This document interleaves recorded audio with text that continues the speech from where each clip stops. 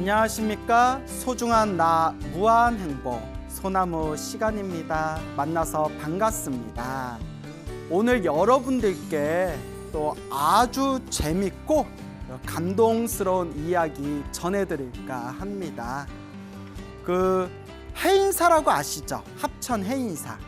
합천 해인사에 해인사에서 나오는 해인이라는 잡지가 있어요. 월간지거든요. 월마다 해인사에서 해인이라는 이름으로 월간 해인이라는 잡지가 있는데 역사가 엄청 오래 깊어요. 아주. 그래서 아마 불교 잡지 중에서는 현재까지 나온 그런 잡지들 중에서도 가장 오래된 잡지 중에 하나일 거예요. 그 정도로 역사가 깊거든요. 근데 이게 제가 우연히 막 이렇게 옛날 잡지들을 이렇게 살펴보다가 2006년도면 지금으로부터 약 16년 전이겠네요. 그때 거기에 너무나 재미나고 감동스러운 이야기를 발견해서 여러분들과 함께 나누고 싶어서 오늘 이야기를 하나 준비했습니다. 그래서 그 월간 해인지에 그 현재 강릉 대성사에 계시는 형각이라는 노비구니 스님, 형각 스님, 형각이란 법명이 많아요. 근데 저 연세가 80이 넘으신 노비구니 스님이세요. 강릉 대성사 형각이라는 노비구니 스님의 그런 가피 이야기가 되겠습니다. 그래서 불교 작가로 유명하신 박원자라는 그 작가분께서 이렇게 그 스님의 이야기를 듣고 구술하신 그런 내용이 되겠습니다. 자, 이 강릉 대성사에 이 형각이라는 노비구니 스님이 계시는데 지금 이제 거의 80이 넘으신 것 같아요. 대충 이렇게 헤아려 보니까 거의 90 가까이 되신 것 같은데 요 형각이라는 요 비구니 스님께서 10대 중반에 머리를 깎고 출가하셨어요. 10대 중반에 머리를 깎고 이제 출가를 하셨는데 원체 체력이 좋고 또 씩씩하고 그리고 아주 몸을 아끼지 않고 일을 열심히 하시는 분이라서 절에서 여장군이다라는 소리까지 들었대요. 별명이 여장군이다라는 그런 이야기를 들을 정도로 아주 이제 체력이 씩씩한 분이었는데 근데 이 형각 스님이 사실은 남들이 볼 때에는 야 여장군이라는 소리 들을 정도로 그렇게 체력이 아주 힘이 세고 체력이 강한 것처럼 보였지만 사실 출가하고 얼마 안 돼서 17살 때부터 사실 몸이 조금 이상은 했대요. 몸이 좀 이상했지만 뭐 타고난 체력과 힘으로 그냥 개의치 않고 신경 쓰지 않고 열심히 그렇게 이제 수행도 하시고 활동도 하시고 고된 작업도 하셨는데 은사 스님 모시고 저 성남사라는 아주 큰 비구니 참선도량이 있거든요. 성남사에 가가지고 그 성남사에서 30대 중반이 되었을 때 그때 도저히 뭐 염불도 못하고 일도 못하고 움직이기가 힘들 정도로 몸이 굉장히 안 좋아지셨대요. 30대 중반에. 그러니까 이제 그동안 몸에 안 좋았던 게 쌓이고 병이 악화된 거겠죠. 그러니까 여러분들도 조금이라도 몸 이상하다 싶으면 빨리 병원 가서 진단 받으세요. 병 키우지 마시고. 알겠죠? 자, 그래서 30대 중반에 성남사에서 공부하고 있을 때 30대 중반에 너무 몸이 아파서 뭐 염불도 못하고 몸도 움직이기가 힘들 정도로 몸이 악화가 되셨대요. 여장군 소리가 듣던 분이 이상하다 하다가 이제 어디 한의원에 잠깐 이제 진료를 받으러 갔는데 늑막결핵이라는 그런 판정을 받았대요. 늑막결핵. 그러니까 늑막이면 갈비뼈겠죠. 갈비뼈 이제 결핵. 그래서 뭐 청천벽력 같은 소식이겠죠. 또 그 당시 몇십 년 전 현대의학이 지금처럼 발전하지 못했을 때는 결핵 때문에 뭐 폐결핵 때문에 세상을 떠나신 분들도 의외로 많지 않습니까? 그래가지고 그냥 보약 한 제 먹고 속으로 끙끙 앓으면서 그것을 그냥 절에서 버텼대요. 그러면서 무슨 생각을 하셨냐면 하여튼 옛날 분들은 너무나 순수하셔. 물론 그런 순수한 불심이 있었기 때문에 이렇게 한국 불교를 이끌어 오신 거겠지만 그 옛적 스님들 보면 얼마나 순수하세요. 무슨 생각을 하셨냐면 내가 신심이 없어서, 내가 불심이 없어서 이렇게 몸이 아픈가 보다 스스로 그렇게 자책을 하면서 끙끙 앓다가 결국은 상태가 더 악화돼 가지고 이제 큰 병원으로 이제 옮겼답니다. 큰 병원에 가가지고 이제 검사를 받아 보니까 그 의사 선생님이 깜짝 놀라면서 당장 수술하지 않으면 이거 죽습니다. 당장 수술해야 됩니다. 이러다가 얼마 후에 죽습니다라는 그런 깜짝 놀라는 그런 이제 진단 결과를 받게 됩니다. 그러니까 의사가 당장 수술받지 않으면 이대로 가다가 얼마 후에 죽습니다라는 소리까지 들으니까 이제 환자복을 입고 병원에 입원을 해서 병실에 있는데 5만 가지 생각과 서러움이 복받치더래요.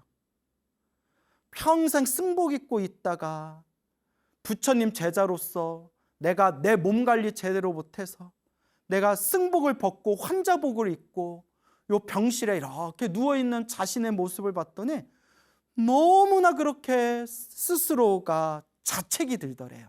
그래서 참 옛날 스님들 순수하시죠. 우리 같으면 그냥 병원에서 치료받을 것 같은데 죽을 때 죽더라도 승복 입고 부처님 도량에서 죽겠다. 어우, 대단하지 않습니까?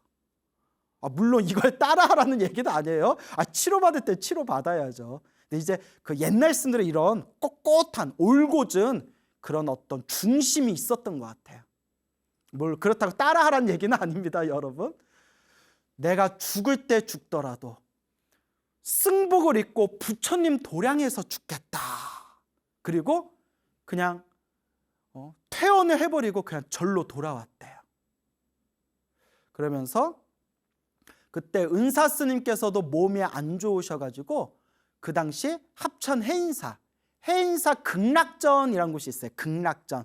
예전에는 이제 노스님이나 몸이 아프신 어른 스님께서 이렇게 이제 머무르시던 그런 이제 극락전이란 건물이 있었어요. 지금도 해인사 가면 극락전이라고 있을 거예요. 그 해인사 극락전에 이제 가셔가지고 해인사 극락전에 짐을 풀고 이제 죽을 날만을 고요하게 기다리고 계셨대요. 죽을 날만을 고요하게 기다리고 있을 때 그때 사형 스님이 찾아오셨대요. 사형 스님이 찾아오셔서 이복의 형각 스님 죽을 때 죽더라도 성철 스님 한번 만나보는 게 어떻겠나.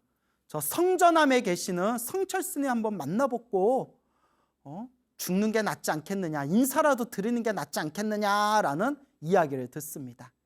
여러분 이제 뭐 우리 한국 현대불교에서 가장 큰 스님으로 추앙받는 분 중에 한 분이 성철 스님이지 않습니까?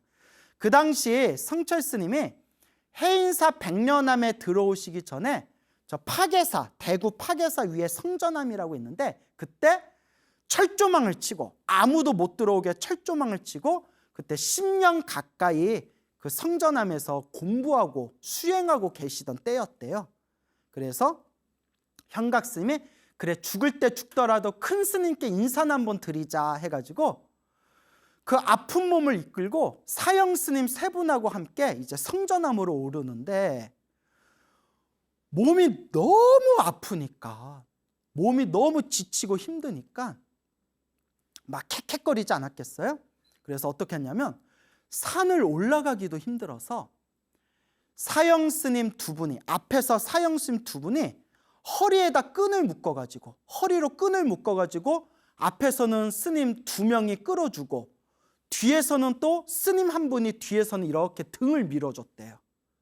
그러니까 스님 세 분이 이렇게 부축을 해줘가지고 겨우겨우 이렇게 막 산을 올라간 거예요. 산을 가다가 너무 힘들어서 그 산길에 그냥 자빠져가지고 누워가지고 겨우 숨 돌린 뒤에 올라가다가 또 지쳐서 쓰러지고 올라가다 또 지쳐서 쓰러져서 그 세 분의 사형 스님 덕분에 몇 시간 만에 가까스로 이제 성전함에 올라가게 됐대요. 그래서 원래 성전함은 이렇게 철조망이 쳐져 있었는데 다행히 이제 스님들이 스님 형각이라는 비구니 스님이 지금 이제 다 죽어갑니다. 그래서 스님께 인사드려가니까 한 번만 좀 만나 주십시오 해가지고 이제 다행히 철조망을 그때 열어줬대요. 그래서 이 형각 스님이 비구니 형각 스님이 이제 성철 스님 계신 곳 방 안으로 들어가서 이렇게 인사를 드리는데 성철 스님이 고함을 꽥 지르면서 네 여기 왜 왔노? 이러면서 소리를 버럭 지르시더래요. 네 여기 왜 왔노? 하면서. 원래 성철 스님이 되게 성격이 괄괄하셨대요. 여러분 우리 스님 하면 뭔가 자비롭고 막 그런 거 생각하잖아요. 예. 근데 성철 스님은 말 그대로 가야산 호랑이라고 해가지고 성격이 엄청나셨대요. 물론 그런 독한 성격이 있으셔서 그렇게 당신의 몸을 아끼지 않고 생명을 걸고 수행하실 수가 있었던 거겠죠. 예. 너 여기 뭐하러 왔노? 하고 고함을 버럭 지르더랍니다. 다 아시면서. 그래서 이렇게 인사를 드렸더니 이제 성철 스님이 다짜고 짜신 말씀에 네 살래 죽을래? 라고 하시더래요. 네 살고 싶나 죽고 싶나? 하면서 소리를 꽥 지르시더랍니다. 너 살래 죽을래 하는데 그럼 뭐라고 하겠어요? 예, 살고 싶습니다 했겠죠. 그래서 이제 형각 스님께서 성철 스님께 예, 저 살고 싶습니다 라고 하니까 이제 성철 스님께서 그래, 너 살고 싶제? 너 살고 싶제? 사투리가 워낙 심하셨대요. 너 살고 싶제? 이러면서 매일 3,000배를 해라 라고 했대요. 매일 3,000배를 해라. 그러니까 막 형가스 그 얘기 듣는 순간 뒤로 이렇게 넘어가실 뻔했대요.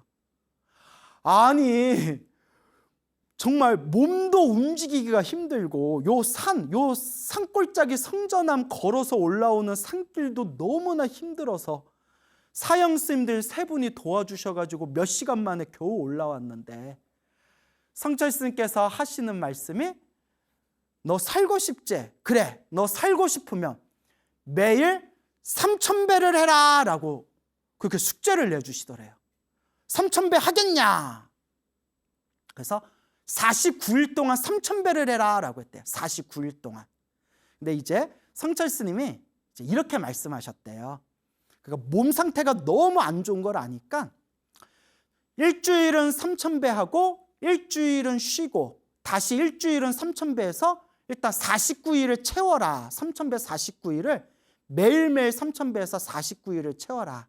그런데 이제 몸 상태가 너무 안 좋으니까 일주일은 3,000배 하고 일주일은 쉬고 일주일 동안 또 매일 3,000배 하고 처음엔 그렇게 말씀하셨나 봐요. 어쨌거나 49일 3,000배를 해라. 그러니까 그 순간 이 형각 이 스님께서 대답을 못 하셨대요. 너무나 기가 막혀가지고. 그래서 대답을 일단 예 하겠습니다 라고 대답을 못하고 어쨌거나 다시 해인사 극락전으로 돌아오셨는데 해인사 극락전에 턱하니 방에 앉아서 언제 죽나 죽을 날만 이렇게 기다리고 있는데 또 이 스님이 보통 분이 아니신 것 같아요. 예, 보통 분이 아니시죠. 불현듯 이런 생각이 들더래요. 그래, 어차피 죽을 거 부처님께 절하다 죽자. 어차피 죽을 거 부처님께 내 몸뚱아리 다 맡기고 죽더라도 부처님한테 절하다가 부처님 앞에서 죽자. 그러니까 여러분 기도하려면 이런 독한 마음이 좀 필요한 것 같아요. 그냥 찔끔찔끔 참새가 오줌 찔끔거리듯이 기도해놓고 가피가 있냐 없냐 이게 아니라 그래 어차피 내 인생 여기까지 왔는데 아유 부처님한테 원 없이 기도나 해보자. 그래 내가 목숨 걸고 기도 한번 해보자. 이런 독한 마음도 좀 필요한 것 같아요, 여러분. 그러니까 요 형각 스님께서 또 보통 분이 아니시잖아요. 그러니까 정말 여장부예요. 여잔데도 사내 대장부보다 더 그런 어떤 뚝심이 있었던 분 같아요. 또 옛날 노스님들은 또 그런 한 칼들이 있으셨거든요. 한 칼이. 그래, 내 죽을 때 죽더라도 부처님께 절하다가 몸뚱아리 부처님께 다 맡기고 부처님께 절하다 죽자. 그리고 그 다음 날부터 이제 극락전 이제 법당에서 절을 올렸답니다. 절을 올리는데 한 번 절하고 한 번 일어날 때마다 그 몸도 제대로 움직이지 못하는 그분이 억지로 절 한 번 하고 억지로 몸 한 번 일으킬 때마다 그분 표현이 땅은 천장이 되고 천장은 하늘이 되고 빙글빙글 돌더래요. 그냥 너무나 어지럽고 힘들어서. 그래서 절 한 번 할 때마다 이러다 내가 죽지, 이러다가 내가 죽지 하면서 겨우 몸을 일으키고, 그리고 또 절 한 번 하고 하면서 이러다 내가 죽지, 이러다 내가 죽는다 그러면서 또 겨우 몸 한 번 일으키고, 이렇게 정말 막 피눈물을 흘리면서 얼마나 아팠겠어요. 막 저도 막 절하다가 너무너무 힘들 때 있잖아요. 막 체력의 한계가 왔을 때 정말 모든 걸 다 때려치우고 싶을 때 그때 그 고통을 알거든요. 물론 전 성격이 야들야들해가지고 그런 도끼가 좀 없는데, 그래서 제가 큰 스님이 못 됐나 봐요. 이렇게 도끼가 없어가지고. 여하튼 그렇게 이제 막 절을 하는데 나 죽는다, 나 죽는다, 이러다 나 죽는다 하면서 절을 하다가 1080배가 됐대요. 1080배. 순간 이 형각스님께서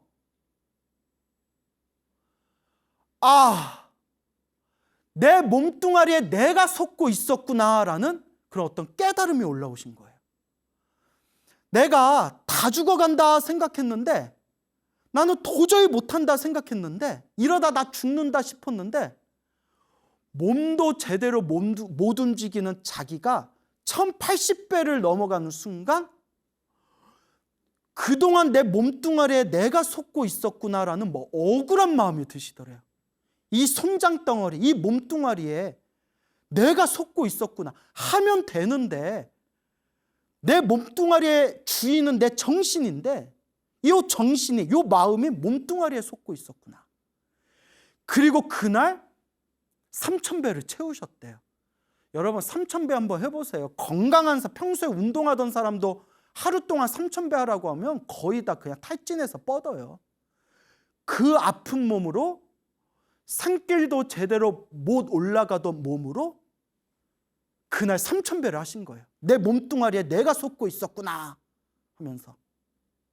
그리고 그 다음 날 3일 동안 막 피눈물을 흘리면서 막 이를 악물고 3일 동안 매일 3000배를 하셨는데 여러분, 저희가 말은 이렇게 여러분 재밌게 쉽게 얘기하지만 그 형각 그 스님께서 얼마나 그때 힘드셨겠어요.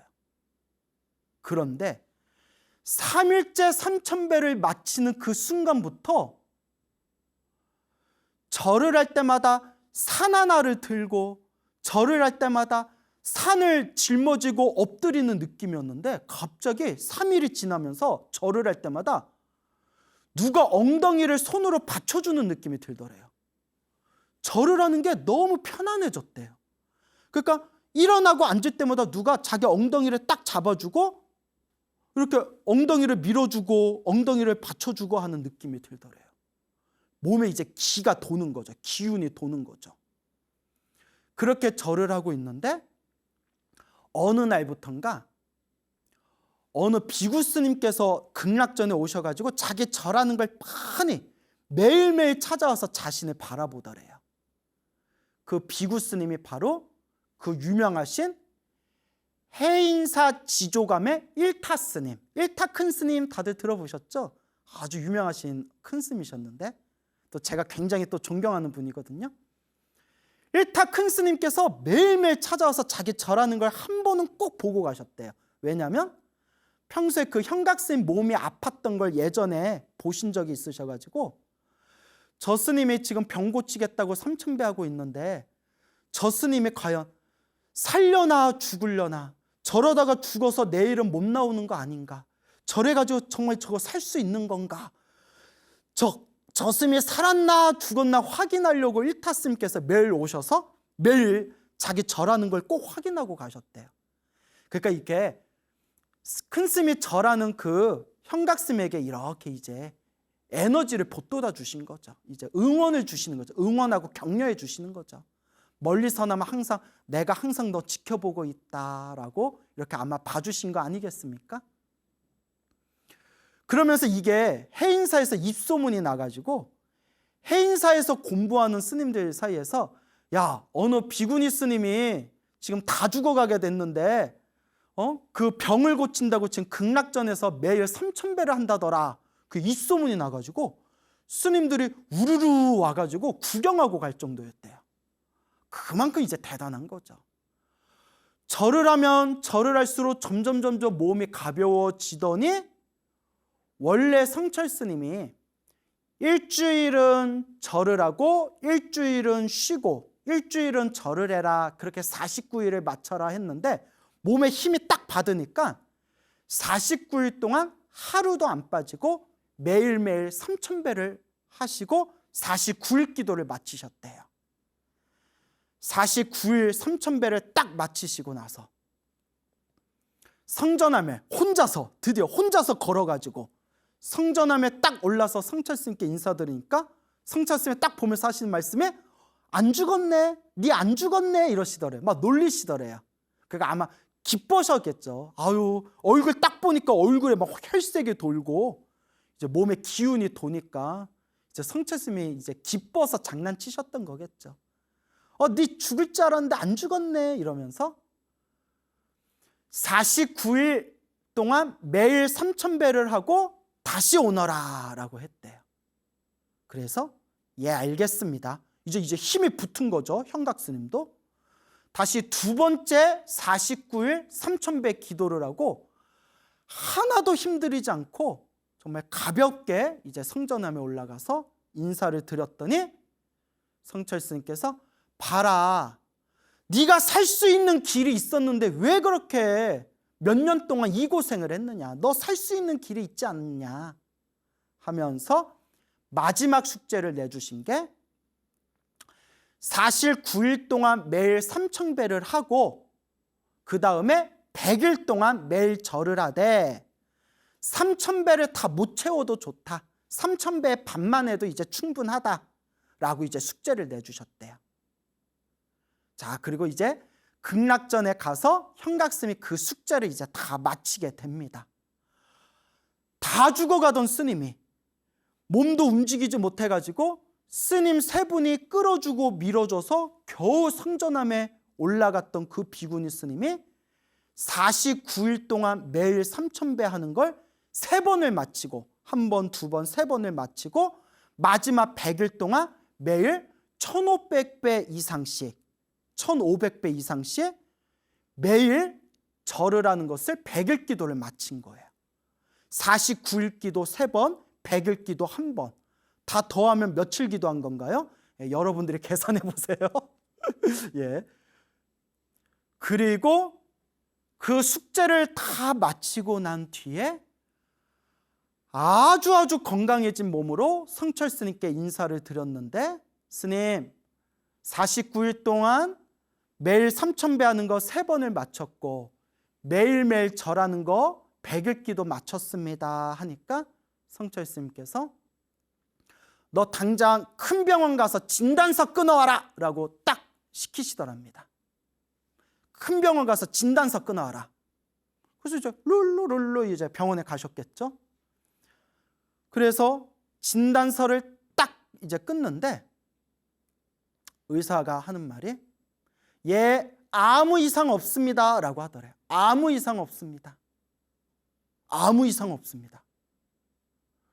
처음에 병원에 입원했을 때 스님 지금 수술받지 않으면 스님 죽습니다 라는 소리를 들었는데 예, 아무 이상 없습니다.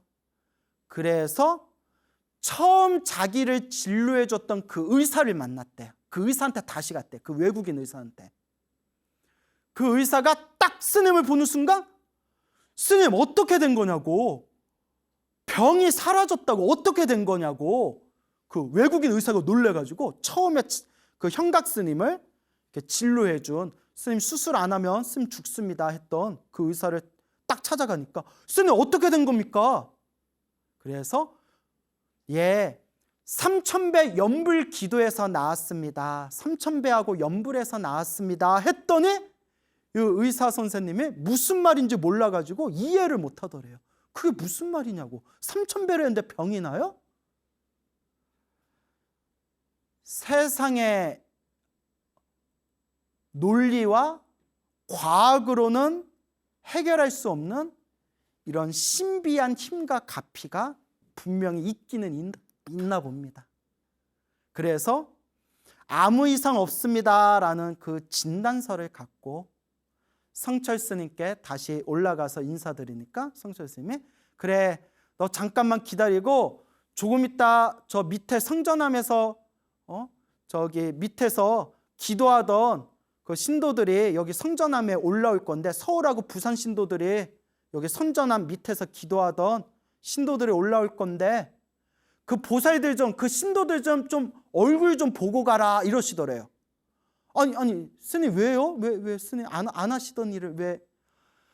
너 처음에 병원 갔을 때 같이 따라갔던 신도들이 너 이미 죽었다고 소문이 났다고 하더라. 너 이미 죽어가지고 너 이미 다비했다고. 그러니까 너 살아있다는 거 얼굴 좀 보여줘라. 그러니까 아마 그 형각스님이 병원에 갔을 때 신도들 몇 분이 따라갔나 봐요. 불심이 깊은. 근데 그때 수술 안 하면 스님 죽습니다 라는 소리까지 들었겠죠. 그 스님이 며칠 만에 그냥 자기는 승복 입고 절에서 죽겠다 하고 이제 퇴원했다는 것까지는 얘기를 듣고 그 스님 지금쯤이면 아마 죽었을 거야 뭐 이렇게 소문이 났었나 봐요. 대충 내용의 흐름상. 그 신도들이 서울과 부산의 그 신도들을 우르르르 이렇게 성전함에 올라와서 요 형각 비구니 스님을 보는 순간 그 스님을 알던 그 신도들이 막 펑펑 울면서 스님 사셨군요 하면서 뭐 눈물바다가 되었대요. 그러면서 내가 그때 성철 스님이 3000배 하라는 말을 내가 듣지 못했더라면, 그리고 내가 그냥 무릎이 다 해져가지고 무릎이 다 그냥 피범벅이 되면서 이를 악물고 내가 그렇게 절을 하면서 부처님께 간절하게 기도하지 않았더라면 내가 과연 지금 살아있겠는가라는 그런 말씀을 남기십니다. 이걸 제가 보는데 스님이 제가 막 그냥 감동이 느껴져가지고 정말 굉장한 스님이다. 그러니까 옛날 이런 스님들은 이 보통 분들이 아니세요. 정말 대단하시다 라는 것을 느끼게 되었습니다. 그래서 제가 느꼈던 이 감동을 여러분들에게 좀 전해드리고 싶어서 그 월간 해인지 2006년도 월간 해인지에 그 박원자 작가님이 이렇게 정리해 놓으신 내용을 제가 여러분들에게 좀 재미나게 이렇게 전해드렸습니다. 그리고 그 형각 스님께서 이렇게 남기신 그런 말씀 중에 너무 우리 불자들이 너무 내용이 좋아서 좀 가슴에 되새겼으면 하는 그 말씀 그 몇 문장을 제가 이렇게 좀 담아왔습니다. 여러분들께 읽어드리고자 합니다. 이렇게 좀 경청해 보시고 마음에 이렇게 되새겨 보시기 바랍니다. 강릉 대성사 형각 그 노 비구니 스님의 그런 말씀이 되겠습니다. 거의 1년을 기도한 셈이었다. 거의 1년 동안 매일 3000배를 하신 거예요. 모든 것이 전생의 인연, 인과였다. 바늘끝만한 일도 인과 아닌 것이 없다. 우리네 사는 게 좋은 일이건 나쁜 일이건 전생에 자기 눈으로 찍고 녹음해 놓은 필름이 돌아가는 것이다. 그래서 제가 늘 말씀드리죠. 좋은 일도 나쁜 일도 다 내가 지은 업의 인연법이다. 우리의 지금 모습은 그 필름이 돌아가는 과정인 것이다. 내가 전생에 찍어놓은 필름이 지금 이 순간에 돌고 있다는 거예요. 사진을 잘 찍은 데는 편안하고, 고통받는 것은 전생에 안 좋은 마음을 썼기 때문에 나타나는 것이다. 모두 인연인과, 인연법이라고 하든 인과법이라고 하든 모두 내가 지은 인연법, 인과법이다. 인연인과, 자작자수, 자작자수, 내가 지은 것을 내가 받은 것이다. 자기가 지은 것을 자기가 받은 것이다. 자작자수, 내가 지어 내가 받는 것이다. 조금도 어긋남이 없는 명확한 이치를 나는 기도를 통해서 깨달았던 것이다. 나는 누구한테 선뜻 기도하라는 소리를 하지 못한다. 내가 목숨 바쳐 기도를 해봤기 때문에 어설프게 기도해서는 안 된다는 생각을 가지고 있기 때문이다. 큰 스님께서 내게 기도하라고 이르시지 않았으면 나는 벌써 세상을 떠나 지금 세상에 없을 것이다. 큰 스님을 믿는 마음이 없었으면 기도를 못했을 것이다. 수저 하나도 제대로 들지 못했는데 가능했겠는가? 수저 하나도 제대로 들지 못했던 몸이었는데 그 숨 넘어가는 그 순간에도 무릎이 다 상처로 해져가지고 무릎바닥이 다 그냥 피범벅이 되는 그 순간에도 삼천배를 하셨다는 거예요. 그러니까 기본적으로 그 심성이 보통 분이 아니셨던 분입니다.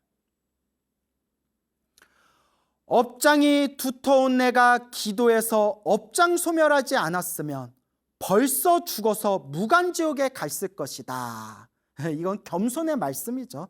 설마 이 스님이 무간지옥에 떨어질 리가 있겠습니까? 근데 그런 겸손의 말씀을 하신 겁니다. 부처님과 큰 스님의 은혜를 갚으려면 수행 정진에서 생사해탈을 해야 하는데 정진을 제대로 하지 못한 것이 송구스럽기 그지없다. 그래서 너무나 겸손한 분이라서 그렇게 부처님과 성철 스님을 그렇게 이제 고마워하면서 감사해하면서 그분들 생각해서 내가 더 열심히 수행했어야 되는데 내가 참 부끄럽다라는 그런 겸손의 말씀이 되겠습니다.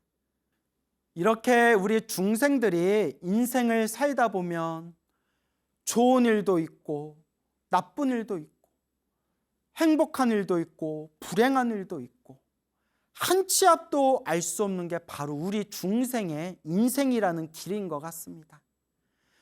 인생이라는 길을 걸을 때 꽃길이 있을 때도 있지만 험난한 가시밭길이 있을 수도 있지 않습니까? 너무나 힘들고 괴롭고 지쳐 힘들 때 내가 의지할 수 있는 유일한 의지처가 누구냐? 오로지 부처님, 오로지 부처님입니다. 그래서 항상 우리 소나무 애청자 분들께 늘 드리는 이야기가 힘들고 괴롭고 답답할 때 허망한 것들, 이상한 것들에 의지하지 말아라. 그냥 내 마음자리 하나 딱 믿고 내 마음의 이 불심을 딱 믿고 오로지 부처님께 의지해라. 부처님을 향해서 기도하고 간절히 기도했는데도 나쁜 일이 생긴다면 그거는 어쩔 수 없는 내 업의 인연법이다. 오히려 기도를 열심히 했는데도 힘들고 괴로운 일이 생긴다면 내 업장이 그만큼 소멸되고 있는 하나의 과정이구나. 내가 지은 숙제와 빚을 갖고 있는 과정이구나 라는 마음으로 그저 묵묵히 닦아나갈 뿐이다 라고 여러분들에게 간곡하게 말씀드리는 겁니다. 우리 주변에 사이비 종교인들이 너무 많습니다. 제가 가끔 인터넷 보다가 너무나 어이없고 제가 너무나 화딱지가 나가지고 야, 우리 올바른 견해를 갖춘 불자님들이 이런 거에 속으면 안 되는데 생각하면서도 거기에 홀딱홀딱 넘어가는 분들이 너무 많은 것 같습니다. 그래서 자기가 막 깨달았다느니 내가 깨달았다라고 한다든가, 또 어떤 사람은 심지어 자기가 부처님의 화신이래요. 얼굴은 혼탁하게 생겨가지고 자기가 뭐 부처님의 화신이라느니, 심지어 어떤 사람은 자기가 미륵부처래요. 미륵불이래요. 제가 미치고 팔짝 뛰겠습니다, 여러분. 내가 미륵불이라느니.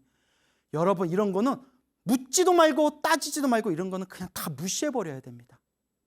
그리고 또 어떤 사람은 자기만 찾아와서 자기가 만져주면 모든 병이 낫는다느니. 아니, 그러면 가서 노벨상을 받아야지 왜 인터넷에서 자기가 만져주면 병이 낫는다고 왜 그런 걸 광고를 하고 있어요? 그 정도면 세계 과학자들 다 모셔갈 텐데. 그리고 멋모르고 찾아가면 또 엄청난 돈을 요구한대요.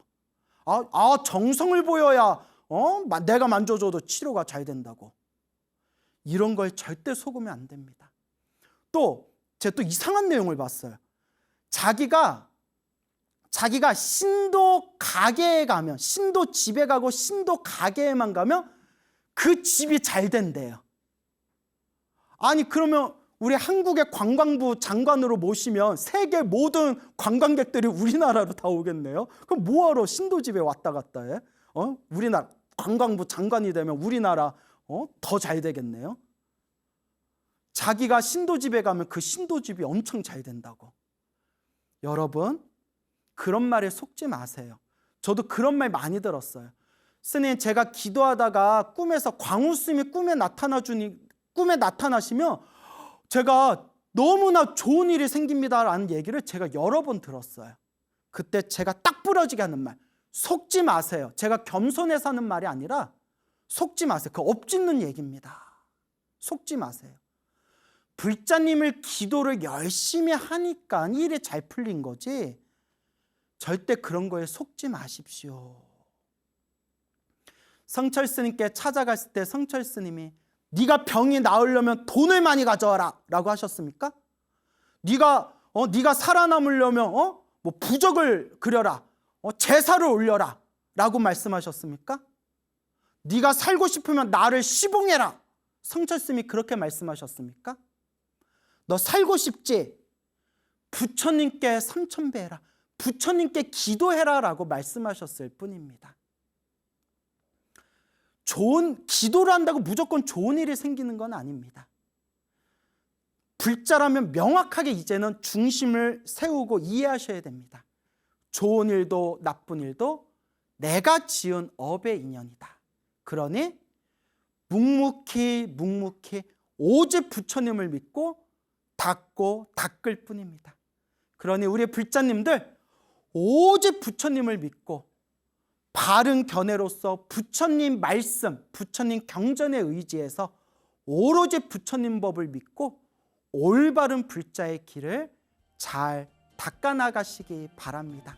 저의 간곡한 그런 이야기가 되겠습니다. 여러분, 행복해지고 싶습니까? 행복한 삶을 창조하고 싶습니까? 복을 지으십시오. 선업을 지으십시오. 공덕을 쌓으십시오. 복과 선업과 공덕의 힘이 여러분들을 진정한 행복의 길로 이끌어 줄 것입니다. 여러분, 성불하십시오.